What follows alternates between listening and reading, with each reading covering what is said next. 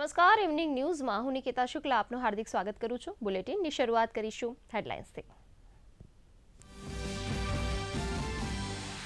રાજ્યના મોટા ભાગના જિલ્લાઓમાં ભારે પવન સાથે વાતાવરણમાં આવ્યો પલટો। ધૂળની ડમરીઓ ઉડતા વિઝિબિલિટીમાં આવ્યો ઘટાડો। પ્રી મોન્સૂન એક્ટિવિટીની શક્યતાને કારણે આજથી 5 દિવસ ગાજવીજ સાથે મધ્યમ વરસાદની આગાહી।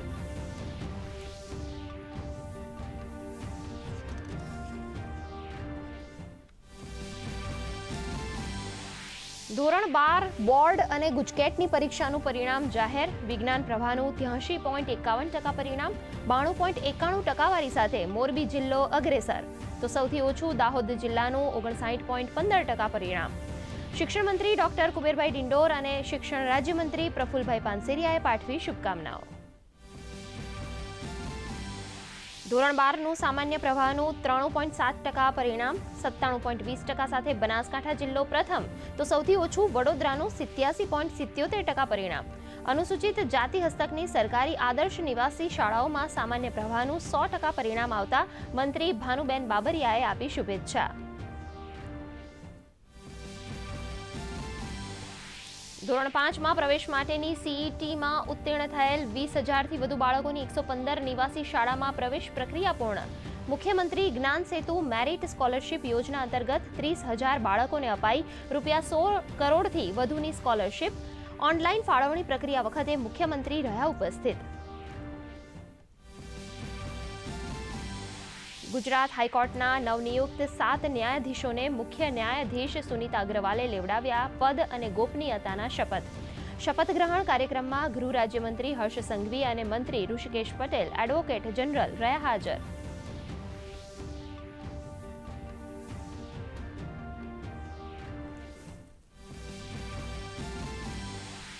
વેસાઇડ એમિનિટીઝથી ગુજરાતમાં હાઈવે ઇન્ફ્રાસ્ટ્રક્ચર બનશે વધુ સુવિધાજનક। દેશની 501 વેસાઇડ એમિનિટીઝમાંથી ગુજરાતમાં 56ને મંજૂરી। મોટા હાઈવે પર દર 40થી 60 કિલોમીટરના અંતરે બનશે amenities. Restroom, charging station, parking અને ખાણીપીણીના સ્ટોલ, રોજગારીની વધશે તકો। પહેલગામ આતંકી હુમલા બાદ ભારતનો પાકિસ્તાનને કડક સંદેશ। બગલીહાર અને સલાલ બંધના તમામ દરવાજા બંધ કરી ચિનાબ નદીનું પાકિસ્તાન તરફનું વહેણ રોક્યું। સરકારના નિર્ણયને સ્થાનિકોનું સમર્થન।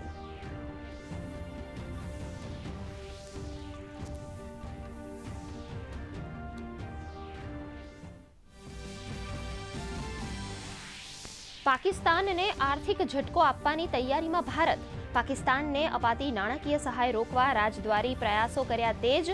કેન્દ્રીય નાણામંત્રી નિર્મલા સીતારામણે મિલાનમાં એશિયાઈ વિકાસ બેંકના પ્રમુખ સાથે કરી વાતચીત।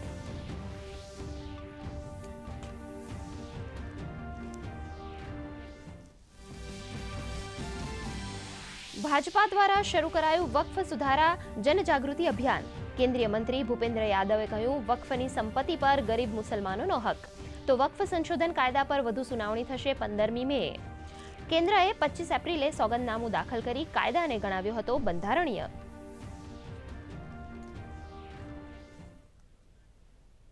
સમાચાર વિગતવાર જોઈશું। રાજ્યમાં ધોરણ 5ના વિદ્યાર્થીઓ માટેની કોમન એન્ટ્રન્સ ટેસ્ટમાં સફળતા મેળવેલા 20,000થી વધુ બાળકોની 115 નિવાસી શાળામાં ઓનલાઈન પ્રવેશ ફાળવણી સંપન્ન કરી છે। ઉપરાંત મુખ્યમંત્રી જ્ઞાન સેતુ મેરિટ સ્કોલરશિપ યોજના અંતર્ગત 30,000 જેટલા બાળકોને 16 કરોડથી વધુની સ્કોલરશિપ રકમ પણ ચૂકવાશે, જેનો 14,595 કુમાર અને 15,405 કન્યાઓને લાભ મળશે। શિક્ષણ મંત્રી ડોક્ટર કુબેરભાઈ ડિંડોર અને રાજ્યમંત્રી પ્રફુલભાઈ પાનસેરિયા આ ઓનલાઈન ફાળવણી પ્રક્રિયા વેળાએ મુખ્યમંત્રી સાથે ઉપસ્થિત રહ્યા હતા। આ ફાળવણી અંતર્ગત Gnan Shakti residential schools of excellence, Swami Vivekananda tribal Gnan Shakti residential schools of excellence, Raksha Shakti school અને સૈનિક સ્કૂલ સહિત 50 એકલવ્ય મોડેલ રેસિડેન્શિયલ સ્કૂલ્સમાં વિદ્યાર્થીઓની પ્રવેશ માટે ફાળવણી મુખ્યમંત્રીના હસ્તે કરવામાં આવી હતી।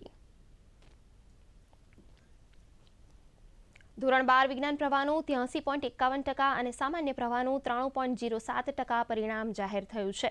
વિજ્ઞાન પ્રવાહનું ગત વર્ષ કરતાં 1.0% વધુ, જ્યારે સામાન્ય પ્રવાહનું ગત વર્ષ કરતાં 1.14% પરિણામ વધુ જાહેર થયું છે। વિજ્ઞાન પ્રવાહમાં 92.91% ટકાવારી સાથે મોરબી જિલ્લો મોખરે છે।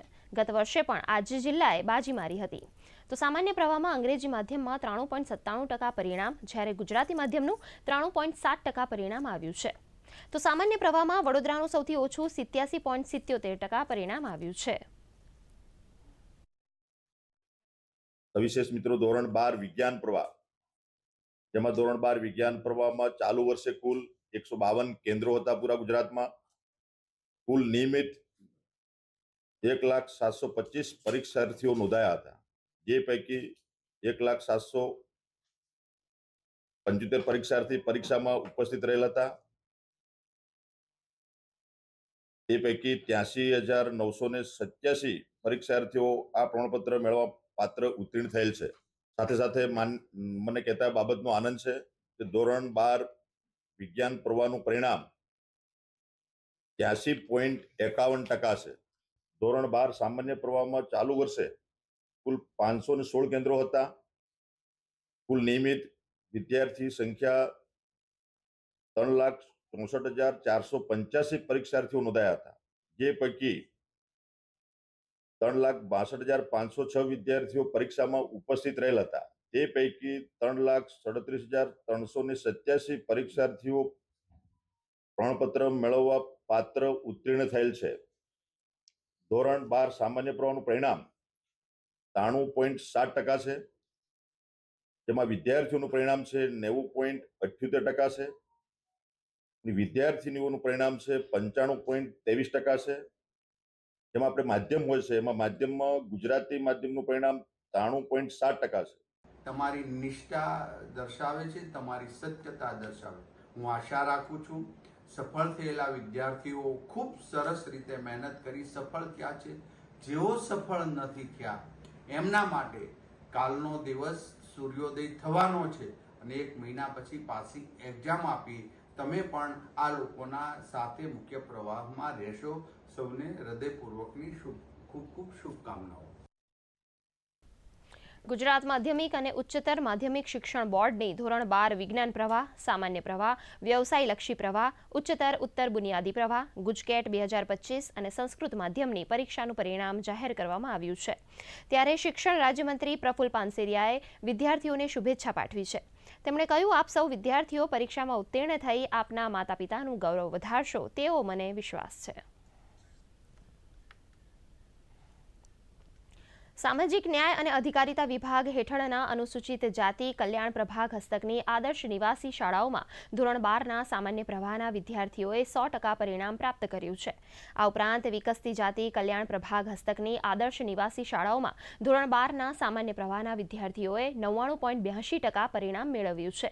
ત્યારે ધોરણ 12 બોર્ડની પરીક્ષામાં સફળતા મેળવનાર તમામ આદર્શ નિવાસી શાળાના વિદ્યાર્થીઓને સામાજિક ન્યાય અને અધિકારિતા મંત્રી ભાનુબેન બાબરિયાએ અભિનંદન પાઠવ્યા છે. પંચમહાલ જિલ્લાનું સામાન્ય પ્રવાહનું 89.73% પરિણામ આવ્યું છે, જ્યારે વિજ્ઞાન પ્રવાહનું 71.50% પરિણામ આવ્યું છે. તો સામાન્ય પ્રવાહમાં જિલ્લાનું સૌથી વધુ પરિણામ સંતરોડ કેન્દ્રનું 98.52% નોંધાયું છે.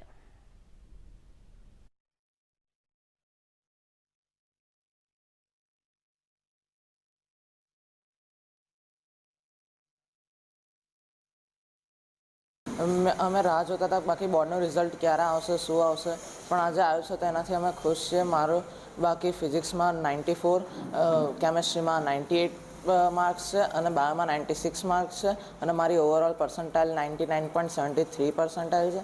અને એના સિવાય બાકી આજે ગુજકેટનું પણ પરિણામ જાહેર થયું છે તો એમાં પણ બાકી મારા 111.25 માર્ક આવ્યા છે, જેનાથી બાકી અમે ખુશ છીએ. જેમાં પંચમહાલની અંદર ધોરણ 12 વિજ્ઞાન પ્રવાહનું 71.5% રિઝલ્ટ આવેલું છે, જે ગત વર્ષની સરખામણીમાં 1.58%નો વધારો થયેલો છે. જેની અંદર સૌથી વધારે ગોધરા કેન્દ્રનું રિઝલ્ટ આવેલું છે અને સામાન્ય પ્રવાહની અંદર આ વર્ષે 89.73% પરિણામ આવેલું છે, જે ગત વર્ષની સરખામણીમાં 0.38%નો વધારો થયેલો છે. જેની અંદર સંતરોડ કેન્દ્રનું સૌથી વધારે 98.52% રિઝલ્ટ આવેલું છે. અને વધુ સમાચારો જોઈશું એક નાનકડા વિરામ બાદ. વીજળીનું બિલ, કરિયાણું, સ્કૂલ ફીસ બધું થઈ ગયું. બની ગયું બજેટ? હા, 5,000 બચી ગયા. તો નવી સાડી લઈએ? ના, ગયા મહિને જ તો લીધી હતી. હજી એક નહીં. પહેલા બજેટ બનાવો, પછી નાની નાની બચતને બેંકમાં જમા કરો અને પૈસાને વધતા જુઓ. આવી મોટી. હવે જા ભાઈ. આરબીઆઈ કહે છે, નાણાકીય સમજદારી સમૃદ્ધ નારી. માસ્ટરજી નમસ્કાર. બે ડ્રેસીસ સીવડાવવા છે, ઠીક છે?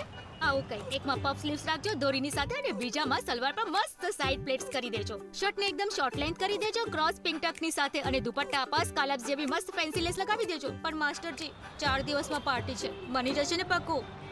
થઈ જશે. કેવી રીતે? Just looking like a wow. Fashion changes હંમેશા. ઉષા હંમેશા. વિરામ બાદ આપનું સ્વાગત છે. સમાચારમાં આગળ વધીશું. નવસારી જિલ્લાનું ધોરણ 12 વિજ્ઞાન પ્રવાહનું 84.98% પરિણામ આવ્યું છે, જેમાં A1 ગ્રેડમાં 58 અને A2 ગ્રેડમાં 335 વિદ્યાર્થીઓનો સમાવેશ થાય છે, જ્યારે સામાન્ય પ્રવાહમાં A1 ગ્રેડમાં 89 અને A2 ગ્રેડમાં 574 વિદ્યાર્થીઓનો સમાવેશ થાય છે. તો બીજી તરફ ગુજકેટની પરીક્ષામાં નવસારીની AB સ્કૂલના વિદ્યાર્થી બ્રજ આહિરે 120માંથી 112.50 ગુણ મેળવી જિલ્લામાં પ્રથમ સ્થાન પ્રાપ્ત કર્યું છે.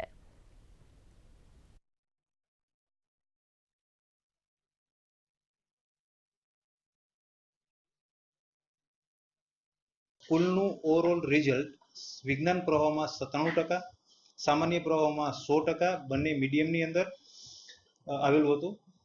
સાયન્સની અંદર કુલ 58 જેવા A1 ગ્રેડ જિલ્લાના આવેલા છે. તેમાંથી નવસારી જિલ્લામાંથી AB સ્કૂલના ટોટલ 44 છોકરાઓએ A1 ગ્રેડ મેળવેલો છે અને સામાન્ય પ્રવાહની અંદર 14 છોકરાએ A1 ગ્રેડ મેળવેલો છે.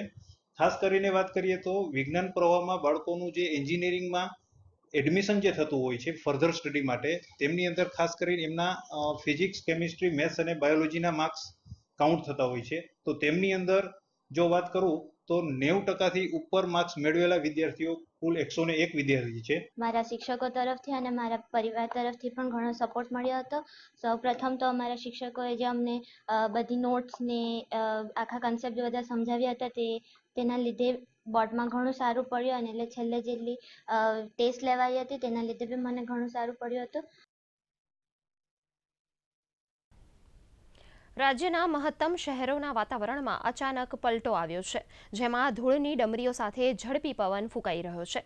સાંજે ભાવનગર શહેર અને જિલ્લાના વાતાવરણમાં પણ પલટો આવ્યો હતો અને શહેરમાં ગાજવીજ અને પવન સાથે વરસાદ તૂટી પડ્યો હતો. તો જિલ્લાના ભાલ પંથક, ચોગઠ, ચમારડી સહિતના વિસ્તારોમાં વરસાદી માહોલ જામ્યો હતો. તો બીજી તરફ બનાસકાંઠા જિલ્લાના દિયોદર, ભાભર તેમજ થરાદ તાલુકાના કેટલાક વિસ્તારમાં કરા સાથે હળવો વરસાદ થયો હતો. ભર ઉનાળે વાદળછાયા વાતાવરણ અને માવઠું થતાં જિલ્લાવાસીઓને ગરમીમાંથી રાહત મળી છે અને વાતાવરણમાં ઠંડક પ્રસરી ગઈ છે. મધ્ય ગુજરાતની વાત કરીએ તો વડોદરા, આણંદ, નડિયાદ સહિત અમદાવાદમાં ભારે પવન સાથે ધૂળની ડમરીઓ ઉડતા વિઝિબિલિટીમાં ઘટાડો થયો છે, તેમજ અનેક જગ્યાએ કરા સાથે વરસાદ પણ પડ્યો છે. અને આ અંગે વધુ માહિતી સાથે અમારા સંવાદદાતા જોડાયા છે જયસુખ શિયાણી અમદાવાદથી. જી જયસુખ, રાજ્યના વાતાવરણમાં પલટો આવ્યો છે અને વંટોળ તો ક્યાંક વાવાઝોડા સાથે વરસાદ પણ વરસી રહ્યો છે. એ સાથે અમદાવાદના વાતાવરણમાં પણ પલટો આવ્યો છે અને ઠંડક પણ પ્રસરી ગઈ છે અને વંટોળ પણ દેખાઈ રહ્યું છે. શું છે વધુ અપડેટ જણાવશો? જી આપને જણાવું કે વરસાદને લઈને શહેરમાં સાંજે 6 વાગ્યાની આસપાસ અચાનક પવન ફૂંકાતા મિની વાવાઝોડા જેવી પરિસ્થિતિનું નિર્માણ થયું હતું. શહેરના પ્રહલાદનગર, સેટેલાઇટ, વસ્ત્રાપુર, થલતેજ અને બોડકદેવ જેવી વિસ્તારોમાં ભારે પવનના કારણે ધૂળની ડમરીઓ ચડી હતી અને રસ્તા ઉપર એર વિઝિબિલિટી ઘટતા વાહનોમાં ટ્રાફિક જોવા મળ્યો હતો. જો કે હાલ પવનની ગતિ મધ્યમ હોવાથી ધૂળની ડમરીઓ પણ શહેરમાં શાંત પડી છે અને આકાશમાં પણ એક ગાજવીજ જેવો વરસાદી માહોલ જોવા મળી રહ્યો છે. હવામાન વિભાગે પણ આગામી 3 થી 4 દિવસ દરમિયાન મધ્યમથી ભારે વરસાદ પડવાની આગાહી કરી છે.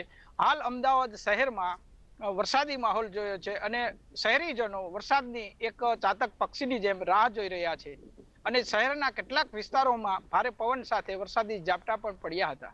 જી જી જી જયસુભાઈ, સમગ્ર માહિતી આપવા બદલ આપનો ખૂબ ખૂબ આભાર. સમાચારમાં આગળ વધીએ તો કેન્દ્ર શાસિત પ્રદેશ દીવનું ધોરણ 12 સામાન્ય પ્રવાહનું 99.67% પરિણામ જાહેર થયું છે, જ્યારે વિજ્ઞાન પ્રવાહનું 87% પરિણામ જાહેર થયું છે, જેમાં સામાન્ય પ્રવાહમાં નિર્મલ બારિયાએ 87.14% ગુણ સાથે પ્રથમ ક્રમાંક પ્રાપ્ત કર્યો છે, જ્યારે વિજ્ઞાન પ્રવાહમાં દીક્ષિત કાપડિયાએ ત્યાં 88.33% સાથે ઝળહળતી સફળતા મેળવી છે.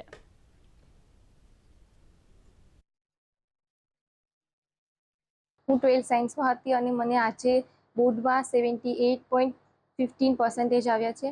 આજે જે મારું આ પરિણામ આવ્યું છે એ માટે હું મારા પેરેન્ટ્સ અને ટીચર્સને થેન્ક યુ કહેવા માંગુ છું. મને 88.33%થી વિજ્ઞાન પ્રવાહમાં પહેલો નંબર આવ્યો છે, એની મને ખૂબ ખુશી થાય છે અને એ બદલ હું મારા શિક્ષકો અને મારા ફેમિલી મેમ્બરનું સૌનો આભાર માનું છું. આર્ટ્સની અંદર દીવના 99.42% રિઝલ્ટ આવ્યું, જે ગયા વર્ષના 97.91% કરતાં 1.5% જેવો વધારો થયેલો છે. એ જ પ્રમાણે વિજ્ઞાન પ્રવાહની અંદર 86.79% જેવું રિઝલ્ટ આવેલું છે અને જે ગયા વર્ષના 73.75% કરતાં લગભગ 13% જેવો સાયન્સ સ્ટ્રીમની અંદર વધારો થયો છે. આમ દીવ ડિસ્ટ્રિક્ટનું એકંદરે રિઝલ્ટ ખૂબ જ સારું રહ્યું છે. વડોદરા જિલ્લાનું ધોરણ 12 વિજ્ઞાન પ્રવાહનું 82.20% પરિણામ આવ્યું છે, જ્યારે સામાન્ય પ્રવાહનું 87.77% પરિણામ આવ્યું છે. શહેરની ઉર્મી સ્કૂલમાં ધોરણ 12 ઇંગ્લિશ મીડિયમ આર્ટ્સમાં ભણતી દિવ્યાંગ વિદ્યાર્થીની યેશા મકવાણાએ 96.23 PR મેળવીને સિદ્ધિ હાંસલ કરી છે. યેશાએ બાળપણથી જ બંને આંખની દ્રષ્ટિ ગુમાવી છે. મહત્વનું છે કે ધોરણ 10માં પણ દિવ્યાંગ કેટેગરીમાં યેશા રાજ્યમાં પ્રથમ આવી હતી. 12th में मैं 86% प्राप्त करा છે, એનો મને ખૂબ જ આનંદ છે. મારા માતા પિતા પણ બહુ જ ખુશ છે, કારણ કે મારી સ્કૂલનું નામ રોશન થયું છે, મારા માતા પિતાનું નામ રોશન થયું છે, મારા શિક્ષકોનું, તો એનું મને બહુ જ આનંદ છે. યેશા આજે જે સારું પરિણામ લાવી છે, 10thમાં પણ એનું 85% ગુજરાતમાં ફર્સ્ટ આવી હતી અને આજે 12thમાં 86.70% સાથે સારું પરિણામ લાવી છે. એનાથી મને ખૂબ જ ખુશી છે અને આગળ પણ એને યુપીએસસી ક્રેક કરીને જે આઈએસ બનવાની ઈચ્છા છે એનું પરિણામ જળવાઈ રહે એ રીતની આશા રાખું છું. શ્રી પ્રકાશ મુગ્દમે આજે રાષ્ટ્રીય ફિલ્મ વિકાસ નિગમના મેનેજિંગ ડિરેક્ટર તરીકેનો કાર્યભાર સંભાળ્યો છે. તેઓ 1999 બેચના ભારતીય માહિતી અધિકારી સેવા અધિકારી છે. આ પહેલા તેઓએ અમદાવાદમાં પ્રેસ ઇન્ફોર્મેશન બ્યુરો અને સેન્ટ્રલ બ્યુરો ઓફ કમ્યુનિકેશનના અધિક મહાનિર્દેશક તરીકે સેવા આપી હતી. 2 દાયકાની શાનદાર કારકિર્દી દરમિયાન શ્રી મગદુમે પુણેમાં રાષ્ટ્રીય ફિલ્મ આર્કાઇવ્સ ઓફ ઇન્ડિયાના ડિરેક્ટર તરીકે સેવા આપી હતી. આ ભૂમિકામાં તેમણે ફિલ્મ આર્કાઇવિંગ અને પુનઃસ્થાપનના પ્રયાસો દ્વારા ભારતના સિનેમેટિક વારસાને જાળવવામાં મહત્વપૂર્ણ ભૂમિકા ભજવી હતી. તેમણે film and television institute of ઇન્ડિયાના રજિસ્ટ્રાર તરીકે તિરુવનંતપુરમમાં સંરક્ષણ મંત્રાલયના પ્રવક્તા તરીકે પણ સેવા આપી છે. ભારતે પહેલગામ આતંકવાદી હુમલાને લઈ પાકિસ્તાન સામે વધુ એક કડક પગલું ભર્યું છે, જેમાં ચિનાબ નદી પરના બગલીહાર ડેમમાંથી પાણીનો પ્રવાહ અટકાવી દેવામાં આવ્યો છે. ત્યારે ભારત હવે ઝેલમ નદી પરના કિશનગંગા બંધ પર પણ રોક લગાવવાની યોજના બનાવી રહ્યું છે. ઉલ્લેખનીય છે કે આ પહેલા ભારત દ્વારા સિંધુ નદીના જળ પ્રવાહને અટકાવી દેવામાં આવ્યો છે.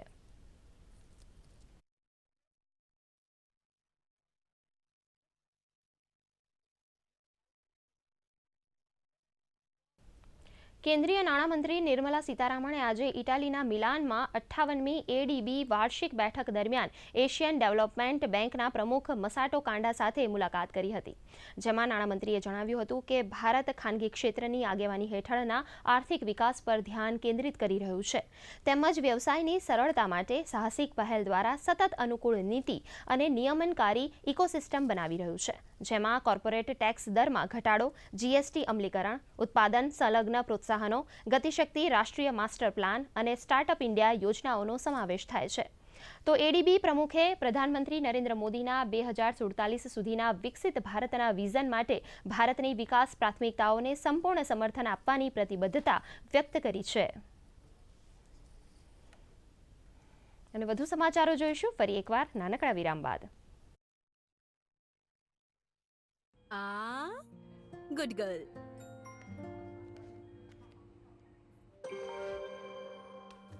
આવી ગઈ સેલેરી. હવે નવી બુટ્ટી ના, પહેલા બચત, પહેલા બુટ્ટી. સાંભળો, દર મહિને થોડું બચાવો, થોડું રોકાણ કરો અને થોડું એમરજન્સી માટે પણ બચાવો, જેથી રહો ચિંતા મુક્ત. પણ બુટ્ટીનું શું? જાય છે કે મારું ઇન્જેક્શન? આરબીઆઈ કહે છે, નાણાકીય સમજદારી સમૃદ્ધ નારી. ઊંચી ગુણવત્તા ધરાવતા બિયારણ મગફળીમાં વેસ્ટર્ન 20, વેસ્ટર્ન 51, મગ વેસ્ટર્ન મહાવીર, વેસ્ટર્ન શૂરવીર, તલ વેસ્ટર્ન 11, બાજરી વેસ્ટર્ન M45. સમૃદ્ધિનું એક જ નામ, વાવો વેસ્ટર્ન બીજ તમામ. વિરામ બાદ આપનું સ્વાગત છે. સમાચારમાં આગળ વધીશું. દેશના નાગરિકોની સુરક્ષાને લઈને ગૃહ મંત્રાલય દ્વારા રાજ્યોને નિર્દેશ જાહેર કરવામાં આવ્યો છે. ગૃહ મંત્રાલયે સિવિલ ડિફેન્સને લઈને રાજ્યોને 7મી મેએ સુરક્ષા મોક ડ્રીલ કરવા નિર્દેશ કર્યા છે. તમામ રાજ્યના વિદ્યાર્થીઓ અને લોકોને સુરક્ષા પ્રશિક્ષણ આપવા ઉપરાંત હવાઈ હુમલાની ચેતવણી પર સાયરન વગાડવાના નિર્દેશ પણ આપવામાં આવ્યા છે. बिल्कुल काफ़ी महत्वपूर्ण है और आप देखें कि 7 मई को मॉक ड्रिल करने के लिए गृह मंत्रालय ने बोला है कई राज्यों को, और ख़ास तौर से ये वो राज्य हैं आप देखें कि जो पाकिस्तान और उससे सटी हुई सीमा से लगे हुए राज्य हैं. देखिए बिल्कुल कई राज्यों को ये निर्देश दिए गए हैं और उन राज्यों में LOC से सटे हुए जो राज्य हैं वो भी शामिल हैं. इसके अलावा देश के अंदर जो तमाम महत्वपूर्ण है, आप देखें कि पंजाब की बात करें, हिमाचल की बात करें, उत्तराखंड की बात करें, ये तमाम राज्य शामिल हैं. और यही कारण है कि गृह मंत्रालय ने स्पष्ट कहा है कि कई राज्यों को इस तरह के दिशा निर्देश दिए गए कि 7 मई को मॉक ड्रिल करें और मॉक ड्रिल करके तमाम जो उपाय हैं, रक्षा उपाय हैं, उस पर जो प्रशिक्षण है वो भी लोगों को दिया जाए. किस तरीके से बचाव किया जा सकता है, किस तरीके से हवाई हमले की स्थिति में जो नागरिक हैं वो निकलकर सुरक्षित स्थानों पर पहुंच सकते हैं. इसके अलावा जो हमारे महत्वपूर्ण जो संस्थान हैं, प्रतिष्ठान हैं, उनकी सुरक्षा किस तरीके से की जा सकती है, ये तमाम तरह के दिशा निर्देश गृह मंत्रालय ने राज्यों को दिए हैं. और ગુજરાત હાઈકોર્ટ ખાતે 7 નવનિયુક્ત ન્યાયાધીશોનો શપથ ગ્રહણ કાર્યક્રમ યોજાયો હતો. ગુજરાત હાઈકોર્ટના મુખ્ય ન્યાયાધીશ સુનીતા અગ્રવાલે લિયાકત હુસેન પીરઝાદા, રામચંદ્ર વાછાણી, જયેશ ઓડેદરા, પ્રણવ રાવલ, મૂળચંદ ત્યાગી, દીપક વ્યાસ અને ઉત્કર્ષ દેસાઈને પદ અને ગોપનીયતાના શપથ લેવડાવ્યા હતા. આ શપથ ગ્રહણ કાર્યક્રમમાં ગૃહ રાજ્યમંત્રી હર્ષ સંઘવી અને મંત્રી ઋષિકેશ પટેલ, એડવોકેટ જનરલ કમલ ત્રિવેદી સહિત વરિષ્ઠ વકીલો અને અધિકારીઓ ઉપસ્થિત રહ્યા હતા. દેશના નેશનલ હાઈવે તેમજ વિવિધ એક્સપ્રેસ વે પર ઇન્ફ્રાસ્ટ્રક્ચરને મજબૂત બનાવીને નાગરિકોની સુવિધાઓમાં વધારો કરવા માટે કેન્દ્ર સરકારે વધુ એક મહત્વપૂર્ણ નિર્ણય લીધો છે. કેન્દ્રીય માર્ગ પરિવહન અને ધોરીમાર્ગ મંત્રી નીતિન ગડકરીએ રાજ્યસભામાં જણાવ્યું હતું કે દેશના અલગ અલગ નેશનલ હાઈવે અને એક્સપ્રેસ વે પર 501 જેટલા વેસાઇડ એમિનિટીઝ બનાવવાની મંજૂરી અપાઈ છે, જેમાં ગુજરાતની 56 વેસાઇડ એમિનિટીઝનો સમાવેશ થાય છે. આ મંજૂરી મળવાથી ગુજરાતનું હાઈવે ઇન્ફ્રાસ્ટ્રક્ચર વધુ મજબૂત બનશે અને નાગરિકોને વધુ સુવિધાઓ ઉપલબ્ધ થશે. મોટા હાઈવે અને એક્સપ્રેસ વે પર પસાર થતા વાહનો માટે પાર્કિંગ, ચાર્જિંગ સ્ટેશન, ગુણવત્તાસભર ખાણીપીણીની સુવિધા, રેસ્ટરૂમ અને મેડિકલ સુવિધાઓ ઉપલબ્ધ બનાવાશે. સરકાર દ્વારા 40થી 60 કિલોમીટરના અંતરે WSAS વિકસિત કરવામાં આવશે, તેમજ સ્થાનિક ઉત્પાદનોના વેચાણ માટે વિલેજ હાટ જેવી સુવિધાઓ પણ પ્રદાન કરવામાં આવશે. સાથે જ રોજગારીની તકો પણ વધશે. રાજસ્થાન પર સર્જાયેલ સાયક્લોનિક સર્ક્યુલેશન સિસ્ટમના પગલે રાજ્યમાં ભર ઉનાળે માવઠાની આગાહી કરવામાં આવી છે. હવામાન વિભાગના જણાવ્યા મુજબ 8મી મે સુધીમાં રાજ્યમાં પ્રી મોન્સૂન એક્ટિવિટી થાય તેવી શક્યતા છે. આગાહી મુજબ સૌરાષ્ટ્ર કચ્છમાં હળવાથી મધ્યમ વરસાદની શક્યતા છે. સાથે જ 40થી 60 કિલોમીટર પ્રતિ કલાકની ઝડપે પવન ફૂંકાઈ શકે છે. આજે અને આવતીકાલે કેટલાક જિલ્લાઓમાં ગાજવીજ સાથે કરા પડવાની પણ શક્યતા છે. તો 7મી અને 8મી મે દરમિયાન કેટલાક સ્થળોએ ભારે વરસાદની આગાહી વ્યક્ત કરવામાં આવી છે.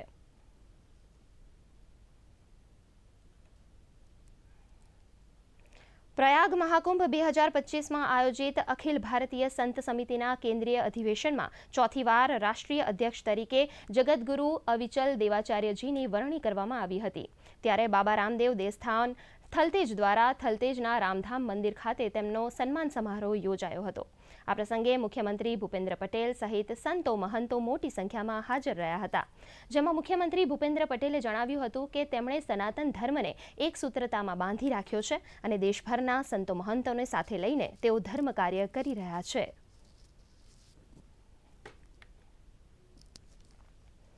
પાટણ જિલ્લાના રાધનપુર એપીએમસી દ્વારા ખેડૂતોને તેમજ તેમના વારસદાર તેમજ માર્કેટના વેપારીઓને અપાતી વીમા સહાયમાં વધારો કરી ₹3 લાખ કરવામાં આવી છે.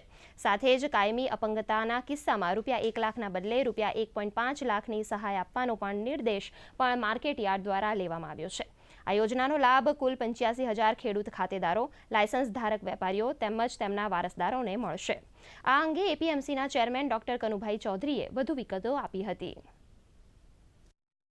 અકસ્માત વીમાની રકમ જે ખેડૂતના અકુદરતી અવસાન પછી ₹2 લાખ મળતા હતા, એની જગ્યાએ અમે 1/5/25 કમિટી દ્વારા નિર્ણય લઈ ખેડૂતને આ સહાયની રકમમાં વધારો કરી અને ₹2 લાખના બદલે હવેથી ₹3 લાખ ખેડૂતને કોઈ પણ અકુદરતી મૃત્યુમાં સહાય એપીએમસી તરફથી મળશે.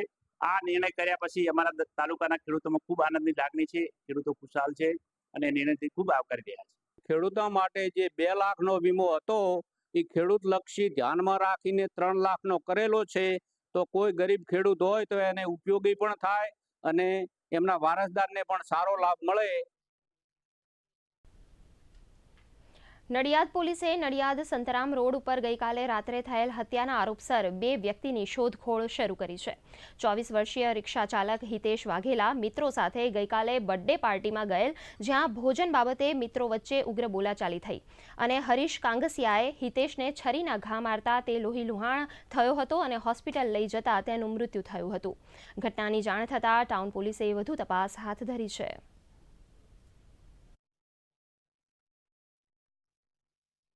મરણ જનાર છે તેમજ જે આ આરોપીઓ છે એ એક બર્થડે પાર્ટીમાં ભેગા થયેલા. એ બર્થડે સેલિબ્રેશન કર્યા બાદ જમવા ગયા, પણ જમવાની દુકાન કંઈક બંધ હતી. ફૂડ ઝોનમાં જમવા ગયા ત્યાં દુકાન બંધ હતી અને આ જે આરોપી છે એ હરીશે એ બાબતે મરણ જનારની સાથે તકરાર કરી કે તમે મને જમાડ્યા વગર મોકલો છો. બાબત બિલકુલ સામાન્ય હતી, પણ ગાળાગાળી બોલાચાલીથી આ મામલો વધી ગયો અને એ વધી ગયા પછી એ અનુસંધાને જ્યારે ઠપકો કરવા ગયા ત્યારે આ કામના જે આરોપીઓ છે એ આરોપીઓએ ચપ્પાથી, છરીથી મરણ જનારને મારી દીધેલું અને ખૂબ જ લોહી વહી ગયું, જેથી તાત્કાલિક મરણ ગયું. આ અનુસંધાને પોલીસે બીએનએસ કલમ 103, 352 અને કલમ 54 મુજબનો એક ગુનો રજીસ્ટર કરી આગળની તપાસ હાથ ધરેલી છે અને આરોપીને હસ્તગત કરવાની કાર્યવાહી હાલમાં ચાલુ છે.